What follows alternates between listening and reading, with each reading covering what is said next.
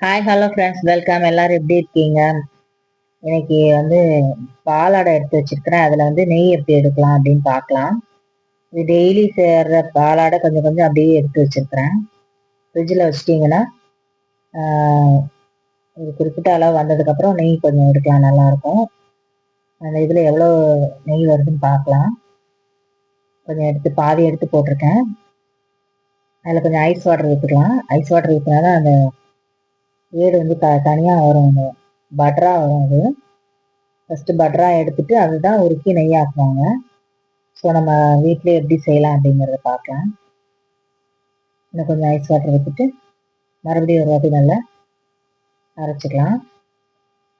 ரொம்ப நேரம் அரைக்கணும்லாம் இல்லை, கொஞ்சம் அரைச்சாலே வந்துடும் அது. ஓகே, இப்போ பட்டர் ரெடி ஆயிடுச்சு பாருங்க.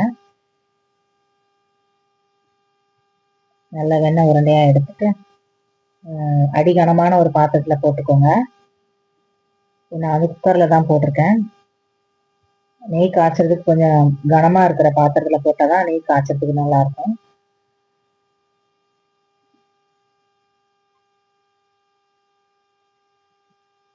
அந்த குக்கரில் காய்ச்சறதுனால அதுலேயே நான் போட்டுக்கிறேன்.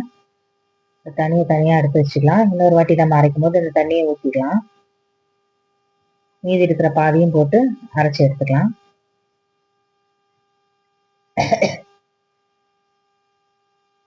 முன்னாடிலாம் பார்த்தீங்கன்னா மத்தில் போட்டு கடைவாங்க, பழைய காலத்துல. நீங்கள் வீடியோலாம் நிறைய பார்த்தீங்கன்னா தெரியும். இப்போதான் நமக்கு ஈஸியாக மிக்ஸி வந்துடுச்சு அரைச்சி எடுக்கிறதுக்கு. வெண்ணெய் அப்படியே ஸ்டோர் பண்ணி ஃப்ரிட்ஜில் வச்சிங்கன்னா நீங்கள் ப்ரெட்டு அந்த மாதிரி பட்டர், பன்னீர் மசாலா அந்த மாதிரி செய்யறதுக்கு இந்த பட்டர்லாம் நல்லா யூஸ் ஆகும். அப்படியே ஃப்ரிட்ஜில் ஸ்டோர் பண்ணி வச்சிங்கன்னா நல்லா இருக்கும், சூப்பராக இருக்கும், நல்ல கட்டிமா. நம்ம காய்ச்சறனால நான் குக்கரில் போட்டு எடுத்துக்கிறேன். நீங்கள் வெண்ணெயாக வேணும் அப்படின்னு நினச்சிங்கன்னா அதை அப்படியே இன்னொரு டப்பாவில் ஸ்டோர் பண்ணி ஃப்ரிட்ஜில் வச்சிடலாம், நல்லாயிருக்கும். ஓகே, எல்லாத்தையும் அரைச்சி நம்ம பட்டராக எடுத்தாச்சு.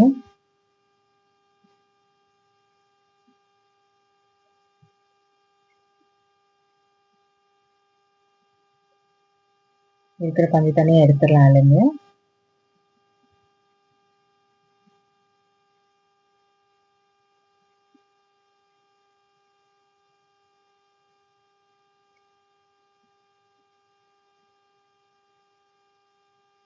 நீங்கள் அடுப்பு வச்சுட்டு காய்ச்ச ஆரம்பிச்சிடலாம். எனக்கு ஒரு 1/2 hour ஆச்சு நெய் எடுக்கிறதுக்கு. இந்த பட்டர் உருக்கி நெய் ஆகிறதுக்கு 1/2 hourல அழகாக ரெடி ஆயிடுது. ஃபஸ்ட்டு ஹை ஃப்ளேமில் வச்சுக்கோங்க. நல்லா கரைஞ்சி மெல்ட் ஆனதுக்கப்புறம் ஸ்லோ ஃப்ளேமில் வச்சுட்டு பண்ணுங்கள், அழகாக ரெடி ஆயிடும் நெய்.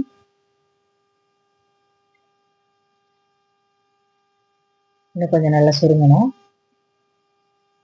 பொறி பொறியாக வருது பாருங்க, அதெல்லாம் ஈரம் இருக்குது, அந்த ஈரம்லாம் போகணும். அந்த பாலில் உள்ள அந்த ஈரம் அதெல்லாம் அந்த சவுண்ட் அடங்கினதுக்கப்புறம் நம்ம முருங்கைக்கீரை இல்லாட்டி கருவேப்பிலை ஏதாவது ஒரு கைப்பிடி போடலாம்.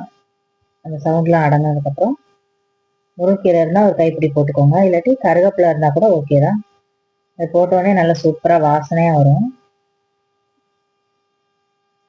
பாருங்க, நல்லா ரெடி ஆயிடுச்சு, அந்த ஈரெல்லாம் போயிடுச்சு. நான் ஒரு கைப்பிடி முருங்கைக்கீரை போட்டுக்கிறேன்.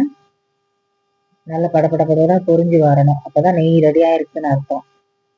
ஈரம் இல்லாமல், ஈரம் இருந்ததுன்னா அந்த மாதிரி பொரியாது, அப்படியே போட்டோன்னு அப்படியே இருக்கும், சத்தம் இல்லாமல்.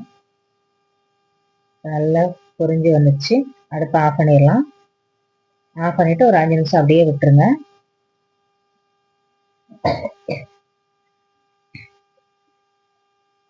ஒரு 5 நிமிஷம் கழிச்சு எடுத்து ஃபில்டர் பண்ணிக்கலாம். அதை நெய் அழகாக ரெடி ஆயிடுச்சு பாருங்க. எந்த பிசைவேட்டும் கிடையாது, வீட்டிலே தயாரிக்கிறனால ரொம்ப வாசனையாக இருக்கும். இது நல்லா ஃபில்டர் பண்ணிக்கோங்க. ஸ்டீல் ஃபில்டரில் பண்ணுங்க, பிளாஸ்டிக் ஃபில்டரில் ஃபில்டர் பண்ணாதீங்க, உருகிரும் அது. நம்ம டீ வடிகட்டுற மாதிரி நினச்சிட்டு பிளாஸ்டிக் ஃபில்டரில் போட்டு ஃபில்டர் பண்ணக்கூடாது, ஸ்டீல் ஃபில்டரில் போட்டு தான் ஃபில்டர் பண்ணணும். இது எண்ணெய் நெய், அதனால உருகிரும் பிளாஸ்டிக். அவ்வளோதான், ரெடி ஆயிடுச்சு. இதை வேஸ்ட் பண்ண வேண்டாம். அந்த முருங்கைக்கீரை அந்த பால்லாம் இருக்கும் சேர்ந்தா மாதிரி நல்லா இருக்கும். இதை வச்சு நான் குருமா செஞ்சிருவேன். நான் அது ஒரு நாள் போடுறேன் வீடியோ. பாருங்க, நெய் ரெடி ஆயிடுச்சு. இப்படி இந்த மாதிரி செஞ்சு சாப்பிடுங்க. Okay friends, thank you.